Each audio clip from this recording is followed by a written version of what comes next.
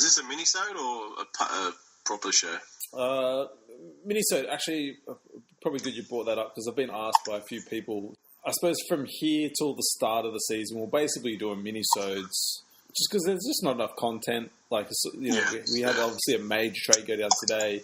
Yeah, once the regular season starts again, then we'll start with the extra content again. But I feel like it's better just to push out with the minisodes, you know, to tie everyone through to the regular season. Minisode!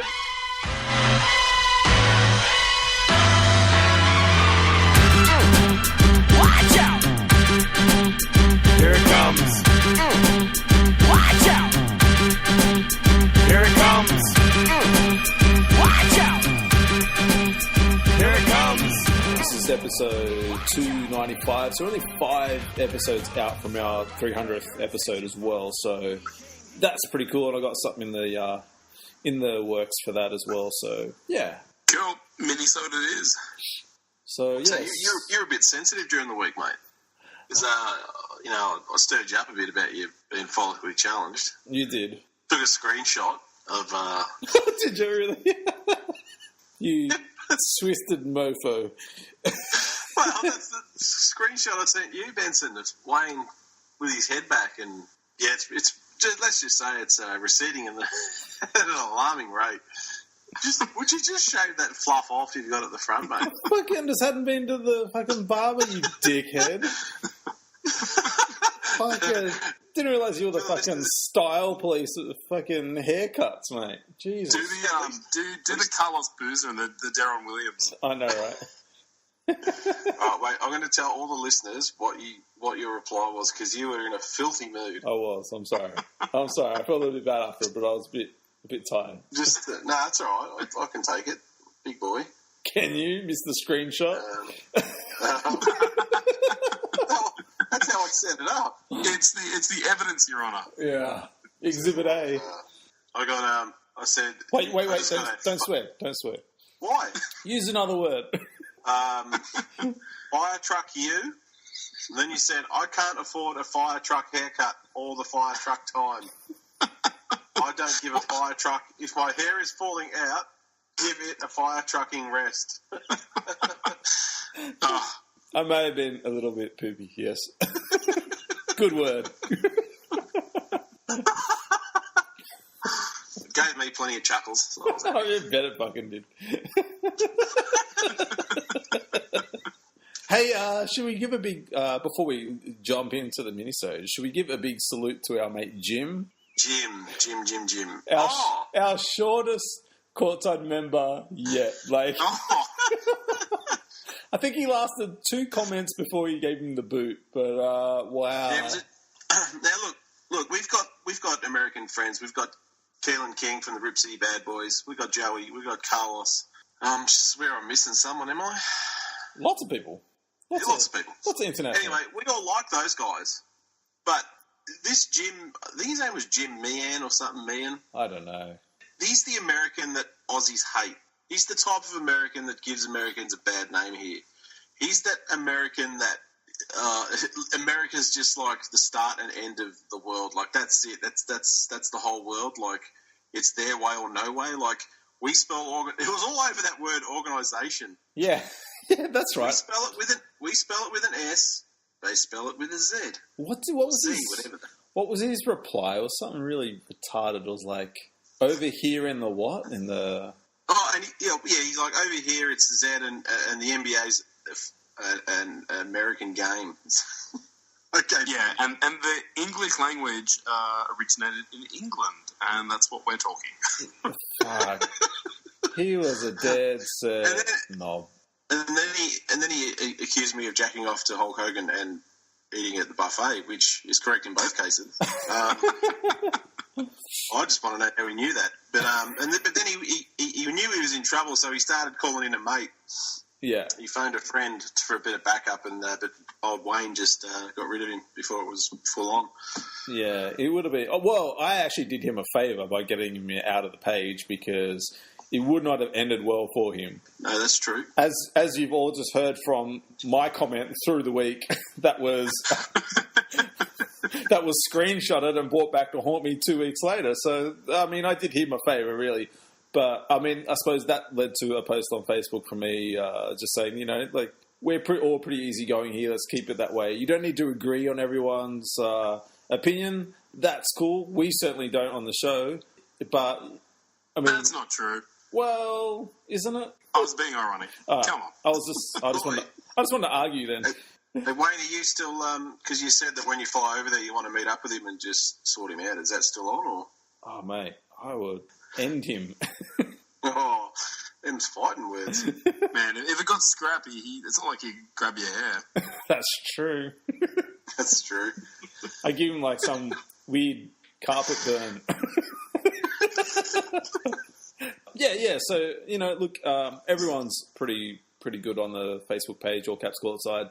So let's just keep it that way, because I'm not putting up with any trash. There's just one rule. Don't be a dick. Yeah, pretty much. Like, it's not that hard. And we're all, for the most part... I'm allowed to be.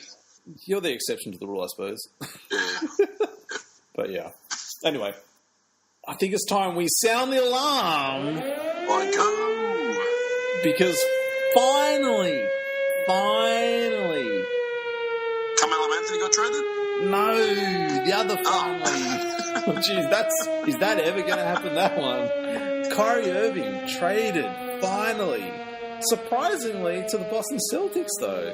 Strange deal. I mean, I don't really hate it. I mean, I know some Boston fans feel like they gave up way too much, but Cavs agreed to send Kyrie Irving to the Boston Celtics for Isaiah Thomas, Jay Crowder, Ante... What's his name? Zuzak was something? I don't know his last name. I just know Ante.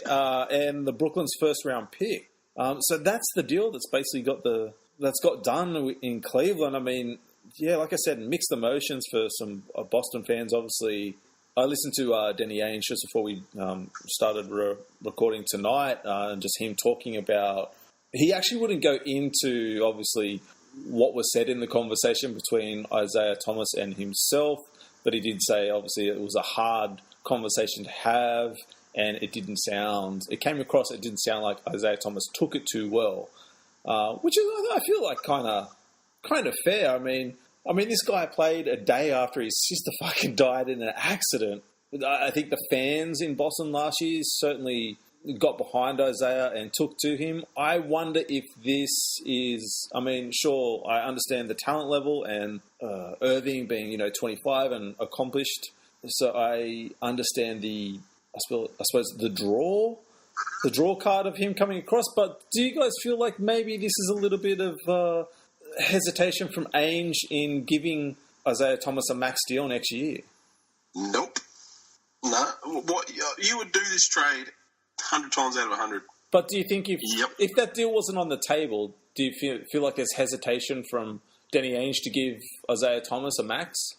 I think Ainge would give him the max, no problem. Okay. But this deal came up, and like I said, you do it 100 times out of 100.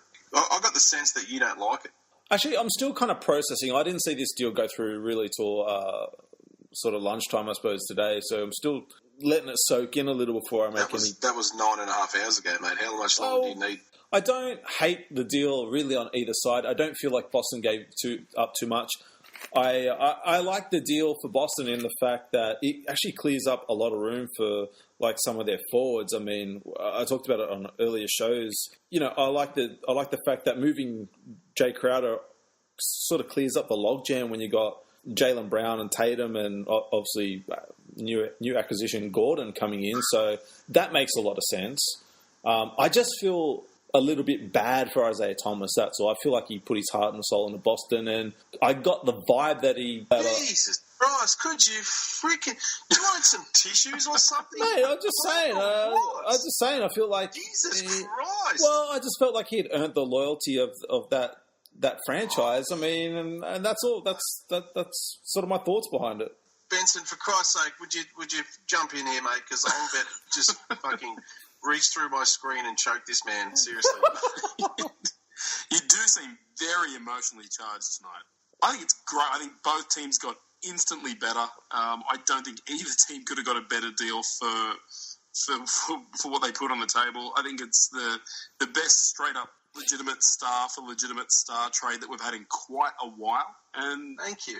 it's just, to echo what Vince has said, you do that trade every 365 and a quarter days of the year. Both GMs do that trade. I think it's great. I don't think Boston gave up too much in the sense that, they took a bet on the Lakers' first-round pick, falling between 2 and 5, which it may very well do. As you said, they clear up that logjam. They're going to get Tatum and Brown a lot of minutes. And Kyrie Irving is a bona fide superstar, and out of LeBron's shadow, he is going to absolutely dominate. And then on the flip side, the Cavs, again, we've spoken about that roll of the dice one last time. LeBron's gone at the end of the season, but Jesus Christ, if you're going to have a shot at the Warriors, stack up, load up, and give it a crack, and they're going to do it this season. If you're, like Benson said, it's a good trade. It's star for a star, and you know what? The Cavs, any Boston fan that says we gave up too much, well, you know what? You've got to give something to get something back. You've got a 25-year-old superstar. And on the other side, the Cavs fans should be happy. Isaiah Thomas is an absolute gun. He was in the MVP talk. If LeBron does leave, they're still going to be really good. They're still going to be right up there. They're going to still have Isaiah. They're still going to have Kevin Love. They're still going to have Thompson and Jay Crowder. It's such a good... And these guys are going to play off in the Eastern Conference Finals, barring injuries or something happening. But and they get Brooklyn's pick. Yeah. I mean, this was a great trade for both teams. Let me just jump in there, because a lot of people from the Boston side of things are complaining about having to give up that pick, but it's like that deal doesn't happen without that pick, because that pick is actually, it's the insurance for Cleveland in the whole deal, because but it's also a good move for after LeBron. Yeah, I was going to say it was either that pick or it was going to be Tatum, and they are not giving up Tatum. They're high on Tatum, and they balked, the 76ers into trading up because they were always going to take Tatum. So that was a non-negotiable, and that had to be thrown in to get this deal done. So, hats off to the new GM. I think that's a crucial part of the deal, and an insurance policy for the city of Cleveland. Just jumping back to Boston for a minute, do you feel like Boston have any more of an edge than last season heading into this one? Obviously, with the acquisitions and whatnot, but does the combination of Irving, Hayward, and Horford, is that going to strike fear into opponents this upcoming season? Yep. Are you all right? Are you all right this time? Honestly, a rotation that involves Kyrie Irving, Alf, I don't even know what to say. Their roster is awesome. Okay. Just getting it out there. Just one day. Oh, man. I think you guys are the ones that are emotional. Have you forgotten? We're emotional. You've lost your... No. You're just really upset about look how much... how uppity you're getting when I question this deal that went through today. Jesus. But you're crying like, we played a day after his sister died. No, I'm just saying. That's my only sort of thought process. I don't hate the deal. I could have averaged 20 points for the Boston Celtics last year. Give me a break. Come on. Actually, I've heard about your hot shooting of late from behind the arc. Yeah, do tell. Yeah. There was a couple of big nights. Yeah, but what about on the court, mate? Yeah. Also on the court. No, I went the other Sunday. I went 11 of 16 from 3, which for 39 points, which was my highest that I've done since my knee reconstruction, which was pretty good. And then I followed that up with a 7 of 11 from 3. Mate, be careful. You'll end up in the Chinese league. You're like a modern day Eddie Johnson. You're just getting better as you get older. Yep, I'm the microwave. You're more like a toaster, not a microwave. Yeah. What about a sandwich press? More of a sandwich press.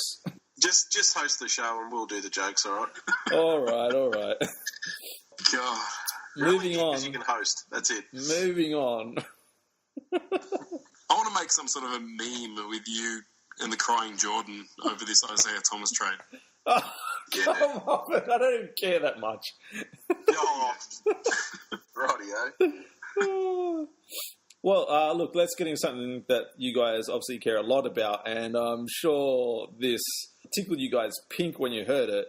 The tampering allegations, guys. Did you guys do what I did when you heard about this and just literally roll your eyes as far as back as you could into your head when you heard that the Indiana Pacers, actually the NBA confirmed it that the Lakers are under investigation after it's being raised by the Pacers for tampering with Paul George. Question. I got a question for you guys. I'll say my pick. Paul George, who they traded to the OKC Thunder. Right, okay. Right. So Yeah. explain that one, Indiana. All right, so I've got three things, and I want you guys to answer. One is, does it even count if he doesn't sign with them?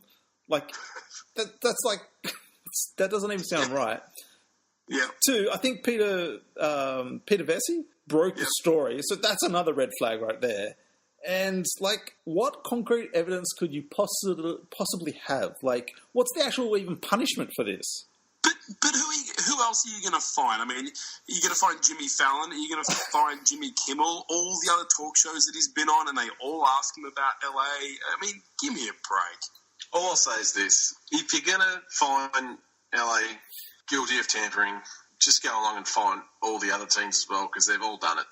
Every team does it. They all have these little secret phone calls, backroom meetings. It's a load of crap. It's Indiana being just a little butthurt because they're a little pitiful, little pathetic franchise.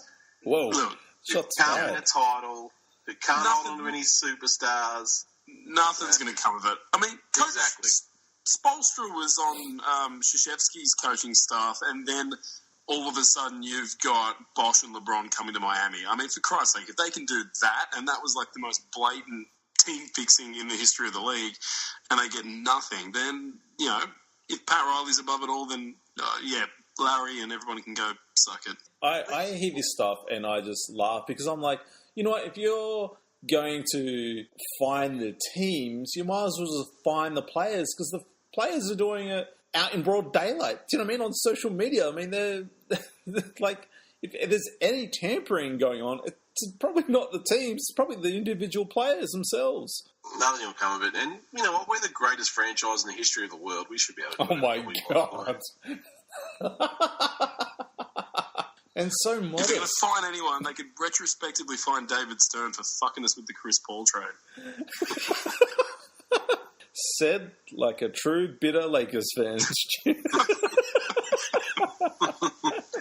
So, I mean, what is the actual, like, all right, say a team is found guilty of this or whatnot. I'm not saying that they will, but what's the actual punishment? I've no idea. Do they get fined? Do they lose picks? Do they... Massive fine, lose picks. Do they say, no, you cannot do the deal? Oh, okay. Like, on to the next one? Like, I don't understand what the actual... I don't think I've ever even heard of a team being fined for tampering. Yeah, I don't know what they could do. I mean, because, as an unrestricted free agent, which he will be, I mean, how on earth can you stop him getting gainful employment in the profession which he chooses to do? I mean, you can't stop him playing. I think it'll be a bit like the Minnesota thing with Joe Smith. You know, no first-round picks for a couple of years, maybe a fine. Oh, right, okay. Yeah, That doesn't matter, though. I mean, with Ingram, LeBron, Paul George, we're not going to need picks. No, that's right. We've just got to make more room in the trophy cabinet, mate. Yeah, I thought it was a bit funny. I was We're coming for the Warriors. We're going to just knock them off their perch. Teams throw these allegations around. It's just like, like you said, Vince, they just coming across pretty butthurt about it, and nothing ever eventuates from it.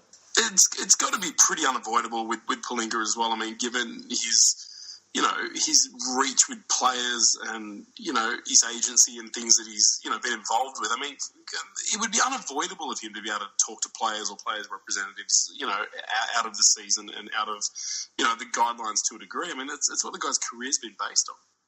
Hey, one thing we forgot to touch on, I don't know if it's in your notes, Dwayne Wade, when he gets bought out, looks like he's going to the Cavs. Oh, shit. Yeah. I did have that. I just forgot to bring it up. Yeah. Oh. Yeah, I don't know. Cool. No, well done, Wade. That's good. Well, I don't know. Like, it's that thing that it comes down to. Clearly you don't want to talk about it, so let's move on. Hey, how about that Isaiah Thomas trade? Let's move on. You don't know, so... I'm getting hammered on this fucking deal today. Dwayne who? Well, didn't Chicago come out and say it's going to be like a few months away anyway? Yeah, that was really weird that they said they'd buy him out in a few months, right? Why wait? That's weird. I want to see if they can get a winning streak going, just... God. They're horrible. What has happened to the Bulls? Jesus Christ. Oh, what has happened? Good Lord. Oh. Anyway, I like it. If it helps them knock off the Celtics and the Warriors, I'm all for it. I mean, look, you talked about the additions and adding the strength of a Jay Crowder to that squad. Obviously, the firepower of Isaiah Thomas. I mean, adding a guy like Wade, I mean, it's just another weapon in there. Like, they've done a pretty good job of kind of re-upping this season. I mean, if that Wade deal goes through, that's a pretty solid team. And they've also got Jeff Green as well. Oh, shit, yeah, I forgot about Jeff Green. Yeah, who's solid. I mean, he's solid. He's no star, but he's pretty solid. I mean, he's a good game in every 20. So there's that. There's that. Look, if Wade goes there, he doesn't make him worse. He definitely makes him better. And, it's just more people to throw at the Warriors. It's, God, they're going to be, unless he plays for free, they're going to be so over the cap, though. They'd want to bloody win a championship. I think with I was reading today, with the Irving deal, they saved $29 million in luxury tax. Okay, that's good. So, I mean, I don't know how much Wade asked and how much that gets chewed up again, but, I mean, hey, if they were prepared to spend that money before, maybe they're prepared to spend it again. So, yeah. I mean, and by, I suppose by all our accounts, this is like you said, Stu, a one-year thing. Like, LeBron's gone, like, this is, swinging for the fences. But, wow, you just got an analogy correct. I know, right?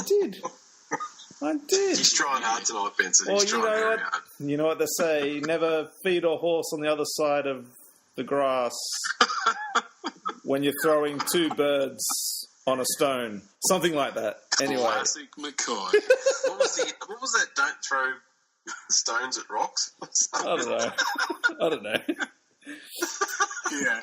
Speaking of throwing stones, we haven't touched on this yet, and there's a good reason, because it's not like a massive deal. It doesn't really affect a lot of the league. It affects, like, obviously the Dallas Mavericks, but what's the deal with Nerlens Noel, man?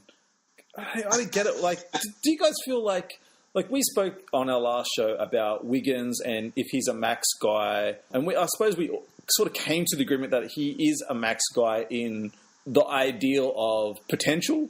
He definitely produces on the court. That's no doubt about that. He 20+ point scorer in the league, so that's nothing to sniff at. But that's not the right emoji. There we go. There we go. Handed that to you guys on a silver platter. There's nothing to sniff at. Well done, mate.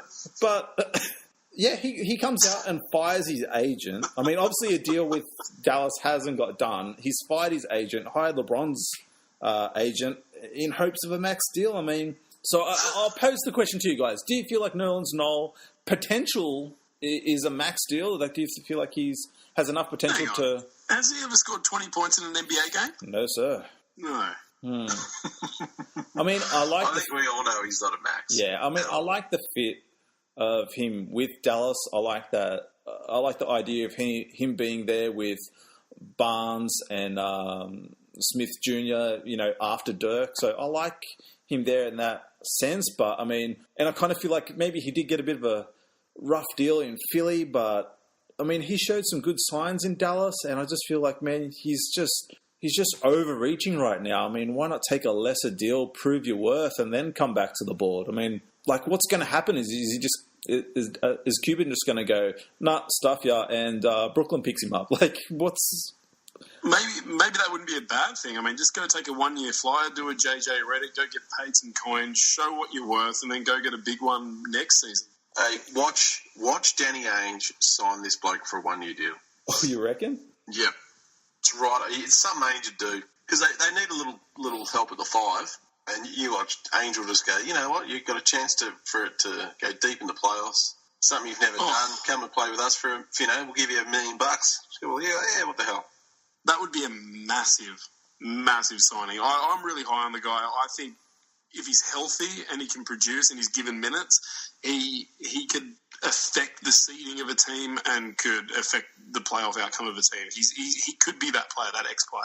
He just gets up and down the court. He's great on the defensive end. His offensive game has improved dramatically.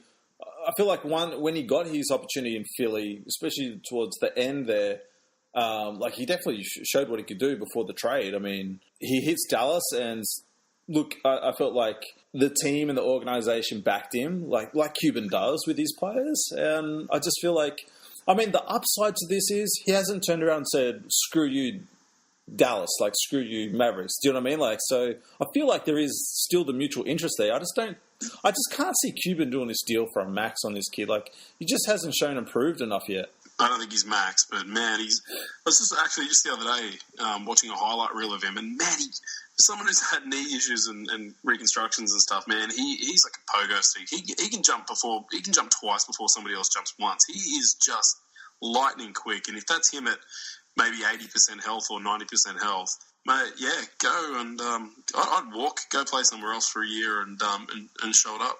Anyway, it's just something I've had my eye on. I just wanted to hear your guys' thoughts on it. But yeah, I like the guy, and you know, by all reports, it's a lot of people are talking about how unusual it is that he, of all free agents, is still on the table. It's pretty weird. It's nothing to sniff at.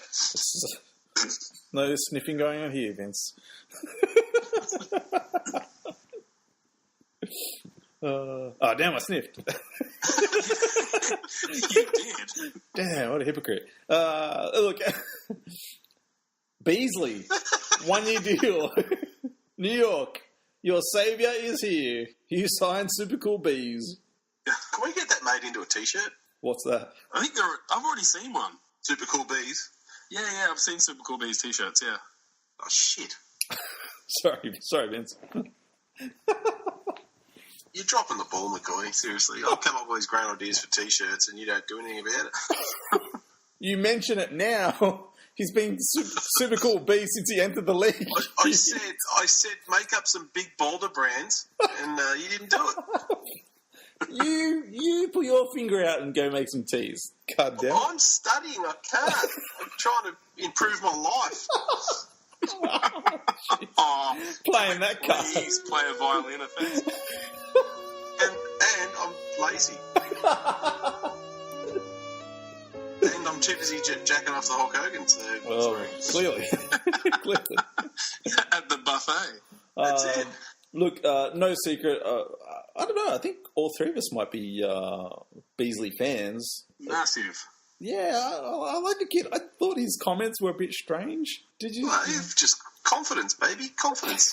Did you read his little statement about? Yes, I did. Confidence. Confidence. I mean, look, he's a walking bucket. He is a walking bucket since he hit the league. And I don't really understand it. And China, and then back. Oh, man, I was just like, it's hard to defend you when you say dumb shit, Michael Beasley. You had green light in Phoenix. You had green light in Minnesota. Like, you had no real pressure on you when you're in Miami. I mean... Oh, rubbish. Number 2 pick. Come on now. I'm talking about the second time when he went back there with Bron and Wade. Okay. And so, I mean, you know, he finds himself out of the league and in China, which is fine. Like, and look, he did what he should have done in China and put up big numbers. I didn't like the signing back with Houston, but that was, you know, that's just me. I thought he played well, but I was like, that's not going to work out. Thought he played okay in Milwaukee last year. With Jabari Parker going down, he filled out the minutes quite well and gave him that option. But I just feel like, what fucking world are you living on, man? Like, man, he's got a good jersey collection, I'll say that. Yeah. I mean, guys who can fill it up, like he's talking, stay in the league. Like, I just feel like saying, look, you've signed a 1-year deal with New York, a dysfunctional fucking organization as it is. Like, I want the kids to do well, and I hope this is like, if they finally do ever pull the trigger on a Melo deal in New York, well, it's going to mean good things for Beasley because he's going to, you know, that's a guy you can feed him the minutes and he's going to produce for you. But I don't know, I feel like, you know, in some extent, this is the Nerlens Noel situation where he just needs a season of showing and proving. But, you know, in saying that, he's had his chances as well. I don't think talent is the reason why he's been out of the league. I think it's a whole host of other reasons, and we all know what they are. I think he likes smoking the herb. About an ounce. I think he likes a bit of the alcohol as well. So yeah, if he's got all that in check, if he's got all that in check, I mean, he'll give you 17 a night if he gets the minutes. And yeah, I like Super Cool Bees and really hope he can just bust out and do something for the Knicks. I feel like, that comment aside, he was definitely humbled when he came back to the league. I don't think he's really put a foot out of line since he's been back. So I think there's a lot of potential there for both parties, for New York and for Michael Beasley in New York. So I like the deal. It's low risk, high reward for both sides. I have a feeling we'll be having the same chat next season when he signs with his next team, and we'll be saying low risk, high reward. I know. Come on, Beasley, show up. Let's do I know. I don't think I've ever been more disappointed by somebody who I love, coming into the league. I thought the Bulls were batshit crazy, not taking Rose instead of him. People talk about Adam Morrison being a huge collegiate star and fizzing out, and you had Christian Laettners and these guys who were just meant to be and never were. And man, Beasley was just ridiculous. He and Kevin Durant, two of the best collegiate seasons in modern basketball history. And he's a lefty, he's crafty. Fuck, I've been disappointed by his professional career. And you know what the thing is? He's got a solid fucking jump shot. Oh, right? It's not as if he came in. Basketball player. He came into the league with a solid jump shot. It's not as if he had to work on his jump shot at all. That was already there. It's the other stuff. Yeah. He was a mismatch from day one. His handles going left, his jump shot, his drive. It's like something happened between, probably weeds, but something happened between college and training camp. And I remember Summer League, and he played a couple of awesome games, and I'm like, man, Bulls fucked up. I really, really thought this guy is going to be Rookie of the Year without a doubt, and it just didn't happen. The only thing I didn't really like that I don't feel has translated as well from college to the NBA for Bees has been the rebounding, because he was a great rebounder in college, and I feel that maybe, I don't know, maybe it's just how they utilize him, but I just feel he could definitely be a better rebounder than what he is. But man, you know what? It's all off. Vince is right. It's totally all off the court stuff with him. Yeah, I don't think. Look, if he's on this year, the Knicks are 5 or 10 games better with him if he plays well. Every week, we ask you guys, the fans, what teams and topics you'd like to hear about on this week's show, and we've got a few. Our first question comes from Kalen Woods, and he wants to know, OJ Mayo, haven't heard from him in a while. He's good. He's working out. He's off his drugs or steroids, allegedly, and I can't see anyone really signing him. I read today he wants another shot with the Milwaukee Bucks. Yeah, he's not going back there. He'll probably go back to the Grizz. You can just screw you for putting that out there in the universe, man. Screw you. In all seriousness, I know I try and send everyone there, but he's the perfect coach. And just go play for Pop. He'll sort you out. Life, basketball, he'll sort you out. For a guy who's been dubbed a sharpshooter, he's not a sharpshooter at all. He's a good shooter, isn't he? He's not bad. He's fucking stinks. Yeah. Bullshit. It's not better than Stu. It's not better than Stu, that's for sure. I said you boldly challenged fool. Mate, I could outshoot AJ Mayo. No, you couldn't. No. I could outshoot him. Actually, you probably could, because you'd probably blind him. I fucking saw him play too many seasons in Memphis. The lights in the stadium would probably shine off your scone and you'd blind him. He wouldn't be able to see the ring. Well, there you go. Home court advantage, baby. Home court advantage. That's that big... Back myself up.